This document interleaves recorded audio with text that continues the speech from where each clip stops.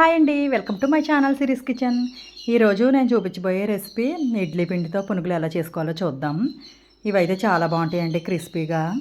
దీనికోసం ముందుగా ఇడ్లీ పిండి తీసుకున్నాను. ఇడ్లీ మనం ఒక 2-3 రోజులు ఇడ్లీ వేసుకున్న తర్వాత కొంచెం పిండి మిగిలిపోద్ది కదా, దానికి ఇలాగా స్నాక్స్లా వేసుకుంటున్నాను నేను ఈవినింగ్ టైంలో. ఇడ్లీ పిండిలో కొంచెం ఒక 2 కప్పుల వరకు మైదా తీసుకున్నానండి. మైదా తీసుకుని మీరు కావాలంటే గోధుమ పిండి కూడా తీసుకోవచ్చు. ఈ మైదా పిండి ఇడ్లీ పిండిలో చక్కగా కలిసిలా కలుపుకోవాలి. ఇడ్లీ పిండిలో రవ్వ ఉంటుంది కాబట్టి పునుకులు అయితే భలే క్రిస్పీగా వస్తాయి. టేస్ట్ కూడా చాలా బాగుంటాయి, క్రంచీగా. ఈవినింగ్ అప్పటికప్పుడు ఏదన్నా కావాలంటే ఇలా ఇడ్లీ పిండి ఉంటే పునుకులు అయితే వేసి చూడండి, సూపర్ టేస్ట్ ఉంటాయి. మనం నార్మల్గా వేసుకుని బోండాల కన్నా ఈ పునుకులు అయితే చాలా బాగుంటాయండి. అప్పటికప్పుడు వేసుకోవచ్చు. ఇలా కలిపేసి ఒక గంట అయితే పక్కన పెట్టుకోవాలి. నేనైతే ఒక గంట సేపు అయితే పక్కన పెట్టాను. పిల్లలు అప్పటికప్పుడు ఏదన్నా కావాలని అడిగితే ఇడ్లీ పిండి ఉంటే ఇలా పునుగులు అయితే వేసి చూడండి. దీంట్లో కొంచెం గంట తర్వాత ఉల్లిపాయ ముక్కలు, పచ్చిమిరపకాయ ముక్కలు, కొంచెం కొత్తిమీర సన్నగా కట్ చేసి వేసుకున్నాను. రుచికి సరిపడగా సాల్ట్ వేసుకున్నాను. కొంచెం వంట సోడా వేసానండి, కొంచెం పునుగులు అన్నదే గుల్లగా వస్తాయి అనేసి. ఇది ఈ ఉల్లిపాయ ముక్కలు ఈ పిండిలో బాగా కలిసేటట్టుగా కలిపేసుకుందాం. చూడండి, ఇలా కలుపుకోవాలి. ఇలా బాగా కలుపుకున్నాం కదా, చూడండి ఇలా ఇలా ఉండవితే సరిపోద్ది. ఇలా కలుపుకొని పక్కన పెట్టేసుకుందాం. ఇప్పుడు ఒక బాండి పెట్టుకుని స్టవ్ ఆన్ చేసి డీప్ ఫ్రైకి ఆయిల్ అయితే పోసుకుందాం. ఆయిల్ హీట్ అయిన తర్వాత ఇలా చిన్న పిండి ముద్దనైతే వేసి చూసుకోవాలి.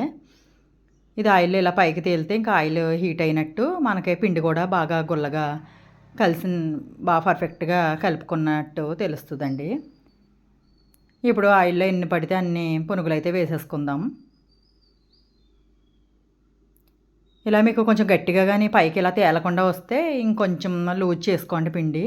ఇంకొంచెం సోడా వేసుకుంటే సరిపోతుంది, గుల్లగా అయితే వస్తాయి. చూడండి ఇలా పైకి తేలుతున్నాయి కదా చక్కగా. ఆయిల్లో ఎన్ని పడితే అన్నీ అయితే వేసేసుకుందాం.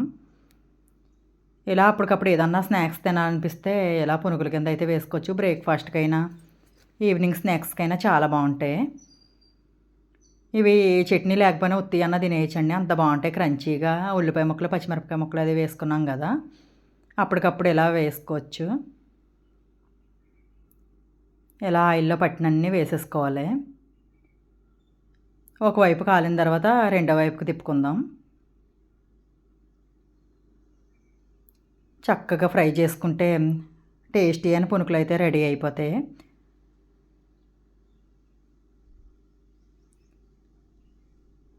ఇలా రెండో వైపుకి అయితే తిప్పుకొని చక్కగా ఫ్రై చేసుకోవాలి.